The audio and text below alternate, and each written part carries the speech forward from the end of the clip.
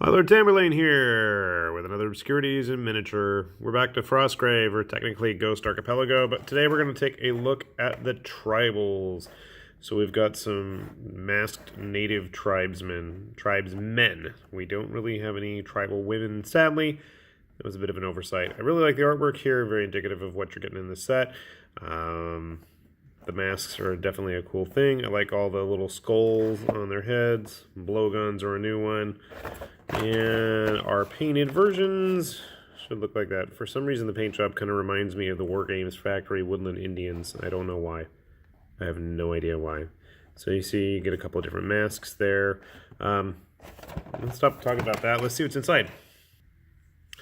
Alright, so inside the box you are going to get 4 of these and 2 of these. They used to be gray, now they're green. Bases, that is. So these are 25mm rounds, I believe? I don't know. My measurement is terrible. Anyway, so you get 5 basic bodies. They're all in loincloths. All have a little bit of bling of some kind, be it bones or shells or claws or jewelry looking things. There are 5 different masks on the sprue, so you can do with those as you please. We've got 5 little pouches for all their poison to go with the blowguns. We have a big hammer. We have a very primitive looking scythe slash axe. And I mean, honestly, if you're looking for really primitive weapons, I already grabbed a sprue and started converting up a couple barbarians to make them more cavemen-like, because, I mean, really, you can't get any more primitive looking than stone-tipped spears and axes. That's perfect. The only thing really missing, I'm kind of disappointed, is a torch of some sort, but there are torches on the Frostgrave soldier kits, so that's not the worst case scenario. Just like every other Frostgrave kit, you get 10 different heads, all of very interesting sculpts.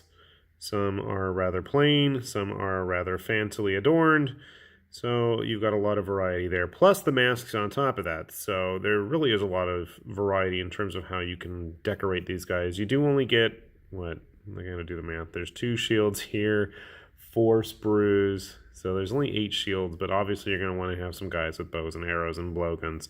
The blowguns seem to replace the typical crossbows that usually come with Frostgrave kits, so that's not a big deal.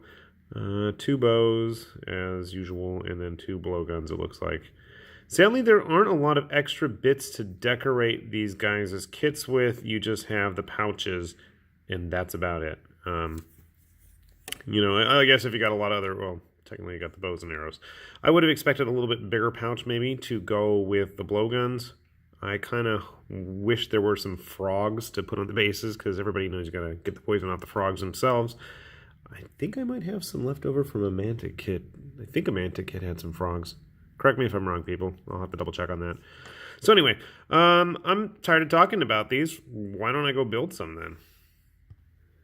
And voila. So we got 5 built here. You'll notice I didn't put any shields on yet because I really felt that it's going to be kind of a pain in the butt to paint the rest of them, because I want to make their stuff, their decorative bits, a lot more colorful. That's going to be a problem. So here's my basic guy. Obviously he's going to have a shield. He's got a bit of a mohawk and the skull head there. Did glue a pouch on him. So just to give you a sense, like I said, they're pretty plainly dressed, and you do only get the males. But that's kind of to be expected. So this guy is also going to get a shield. And I'm debating if I want to put a mask on him as well. I'm kind of wondering if I have any of the leftover ring bits that came with the old Avatars of War Berserkers, because I'm thinking some nose rings or plates or something like that might be kind of fun to decorate these guys with. Here's the first of my masks. So there's nothing really you can see to the mask attaches to the back. I did a terrible job. Yikes. Sorry about that. And that's going to have to get fixed up. I do like this as a scythe, though. And I don't think this is actually the hand it's supposed to be, as far as I try to desperately clean off all the glue from the mess I made. But yeah, so I think this is actually supposed to be for one of the bow and arrows, but it works really well with the scythe. And here is the first of my archers, and you can see there is a bit of cleanup needed here. These guys had a little bit more flash than I remember seeing on a lot of the Frostgrave guys, and yeah, look at that terrible glue job. I did horrible, but it's alright. By the time these guys are painted, they will get cleaned up. And I don't know why I was thinking this is going to be like a chieftain type dude with his mask on there. I really like this club he's got. I'm going to use a couple of those for Paleo Diet cavemen.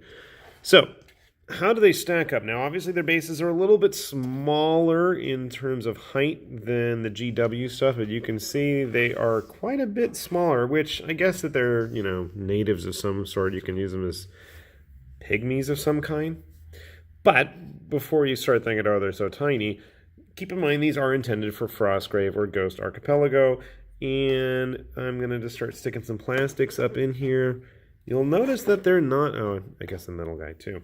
You'll notice that they're not all that small then. They're pretty much just in scale with the other Northstar Miniatures lines. I don't know where I put my lizards or my gnolls. I apologize, and I have sadly an unpainted stray barbarian that lost his way when I painted all the other ones up that I like to use for Paleo Diet. But you can see again, they're not really that drastically different in size. Let's see if I can zoom it in there. So, if you're concerned about that, that might be an issue. But then again, they're natives. You can use them for all kinds of things. Heck, you can swap out these weapons, give them some lizardmen weapons, make them slaves, that work for the Seraphon or something. I mean, you can go wild with these things. And I think there's a lot of interesting possibilities because literally nobody else makes a plastic tribal native kit. That's one of the things I really got to give a lot of credit to Northstar for. They keep making interesting models like this.